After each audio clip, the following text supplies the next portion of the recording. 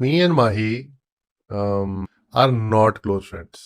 ഒരു കാലത്ത് ഇന്ത്യൻ ക്രിക്കറ്റിലെ മധ്യനിരയിലെ വിശ്വസ്തരായ ബാറ്റ്സ്മാൻമാരായിരുന്നു മഹേന്ദ്ര സിംഗ് ധോണിയും യുവരാജ് സിംഗും.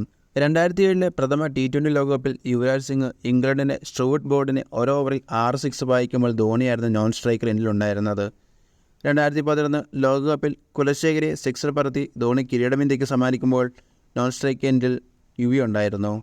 ഇത്തരത്തിൽ ഇന്ത്യയുടെ പല നിർണായക വിജയങ്ങളിലും ധോണിയും യുവിയും പങ്കാളികളായിരുന്നു.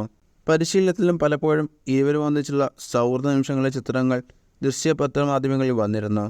എന്നാൽ ധോണിയുമായി അത്ര വലിയ സൗഹൃദമൊന്നുമല്ല എന്നാണ് യുവരാജ് പറയുന്നത്. TRS പോഡ്കാസ്റ്റ് സംസാരിക്കവെയാണ് യുവരാജിൻ്റെ വെളിപ്പെടുത്തൽ.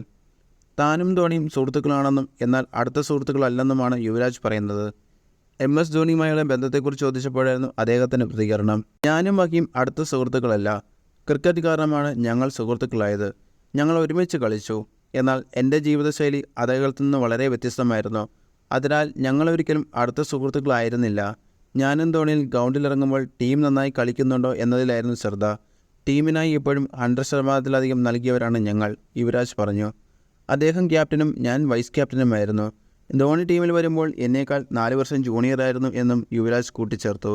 ക്യാപ്റ്റനും വൈസ് ക്യാപ്റ്റനും തമ്മിൽ തീരുമാനങ്ങളിൽ വ്യത്യാസമുണ്ടാകുമെന്നും ചിലപ്പോൾ തനിക്കിഷ്ടപ്പെടാത്ത തീരുമാനങ്ങൾ ധോണി എടുത്തിട്ടുണ്ടെന്നും മറ്റു ചിലപ്പോൾ അദ്ദേഹത്തിന് ഇഷ്ടപ്പെടാത്ത തീരുമാനം ഞാൻ എടുത്തിട്ടുണ്ടെന്നും യുവി പറഞ്ഞു. എല്ലാ ടീമുകളിലും ഇത് നടക്കുന്നതാണെന്നും അദ്ദേഹം കൂട്ടിച്ചേർത്തു. എന്നിരുന്നാലും 2019 ലോകകപ്പിന് മുമ്പുള്ള തൻ്റെ കരിയറിലെ അവസാന ദിവസങ്ങളിൽ വ്യക്തത നൽകിയ ഒരേയൊരു വ്യക്തിയാണ് MS ധോണി എന്നാണ് യുവരാജ് സിംഗ് ഓർമ്മിപ്പിച്ചു. എൻ്റെ കരിയറിൻ്റെ അവസാനത്തിൽ എനിക്ക് വ്യക്തമായ ചിത്രം ലഭിക്കാതെ വന്നപ്പോൾ ഞാൻ അദ്ദേഹത്തിൻ്റെ അടുത്ത് പോയി ഉപദേശം തേടി. സെലക്ഷൻ കമ്മിറ്റി നിങ്ങളെ ഇപ്പോൾ പരിഗണിക്കുന്നില്ലെന്നാണ് അദ്ദേഹം ആ സമയത്ത് എന്നോട് തുറന്നു പറഞ്ഞു. അക്കാര്യത്തിൽ എനിക്ക് അദ്ദേഹത്തോട് കടപ്പാടുണ്ട്.